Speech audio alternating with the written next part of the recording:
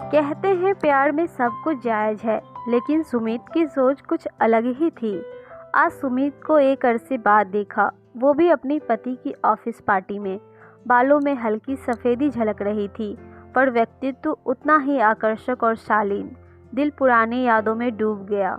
मुझे याद है एक एक लम्हा जो सुमित की बाहों में बीता था। कितना हसीन हुआ करता था तब सब कुछ। सुमित और मैं साथ ही पढ़ते थे और उसका घर हमारे घर से कुछ ही दूरी पर था। वो बस कुछ ही वक्त पहले यहाँ शिफ्ट हुआ था। कॉलेज का आखिरी साल था और सुमित ने भी मेरे ही कॉलेज में एडमिशन ले लिया था। आते जाते आंखें मिली, फिर साथ पढ़ते पढ़ते दोस्ती हो गई। सुमित काफ़ी समझदार और मैं उसकी इसी समझदारी की कायल थी। मैंने उसे अपने दिल की बात कहने में देर नहीं लगाई और उसने भी अपनी भावनाओं का इजहार कर दिया। पढ़ाई पूरी हुई और घर में मेरी शादी की बातें भी होने लगी। एक रोज पापा ने ऐलान कर दिया कि लड़के वाले आ रहे हैं देखने। मैं घबरा गई और भागकर सुमित के पास गई। उसे बताया तो उसने कहा कि मैं घर वालों को बता दूं और कल वो भी आकर पापा से बात करेगा। मैंने हिम्मत जुटाकर मम्मी पापा को अपने प्यार का सच बता दिया। पापा ने भी कहा ठीक है, सुमित को आने दो, कल तभी बात करेंगे, पर फिलहाल जो लोग देखने आ रहे हैं उस पर ध्यान दो।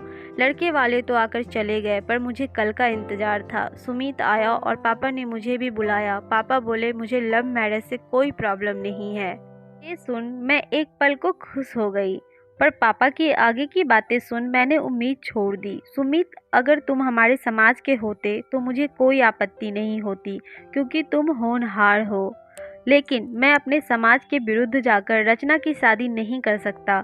मुझे भी नाते रिश्तेदारों को जवाब देना है। मैं तुम दोनों को भ्रम में नहीं रखना चाहता, इसलिए साफ साफ कह दिया। मेरे सारे सपने बिखरते नजर आए मुझे। रात को 1 बज रहे थे। अरे रचना, इतनी रात तुम मेरे यहाँ? सब ठीक तो है? सुमित, चलो भाग चलते हैं। हम अपने प्यार को ऐसे हारते देख नहीं सकते। शादी कर लेंगे तो पापा जरूर माफ़ कर देंगे। रचना, मैं अपने प्यार को ऐसे कलंकित नहीं कर सकता। यूं चोरी छिपे शादी करना ठीक नहीं। तुम्हारे घर वालों की और तुम्हारी भी बदनामी होगी। मैं तुम्हें बदनाम कैसे कर सकता हूँ अपने स्वार्थ के लिए? प्यार का अर्थ पाना ही नहीं होता, बल्कि खोना भी होता है। मुझे उम्मीद है तुम हमारे प्यार की लाज रखोगी और अपनी शादी को दिल से निभाओगी मेरे खातिर। चलो तुम्हें घर छोड़ दूँ। मैं आंसुओं के सैलाब में डूब गई और चुपचाप शादी भी कर ली। पापा ने विदाई के समय कहा था, मुझे माफ़ कर देना बेटा।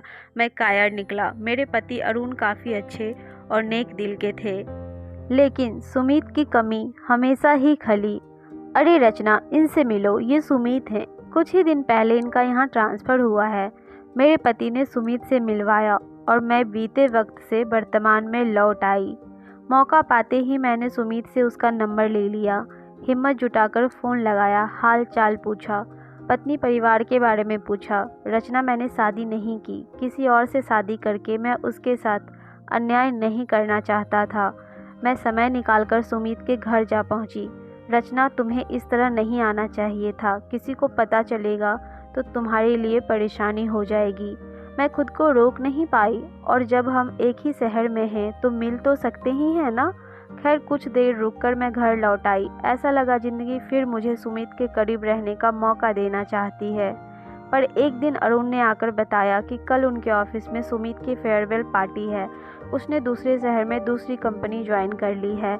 मैंने सुमित को गुस्से में फ़ोन करके पूछा तो उसने कहा, जो वक्त बीत गया उसको लौटाने की कोशिश मत करो, वरना सब बर्बाद हो जाएगा। तुम्हारा घर, परिवार, शादी।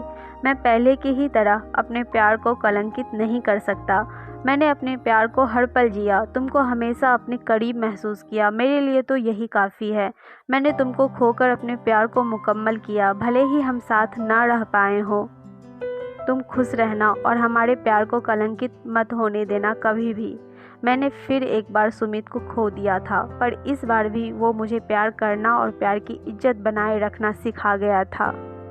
प्यार में सब कुछ जायज़ नहीं होता। प्यार की भी हदें और सरहदें होती है, और उन हदों में रहकर अपने प्यार को निभाना भी बहुत बड़ी बात है। यह आसान नहीं, लेकिन सुमित ने वाकई मुझे प्यार करना और निभाना सिखाया। Thank you Sumit.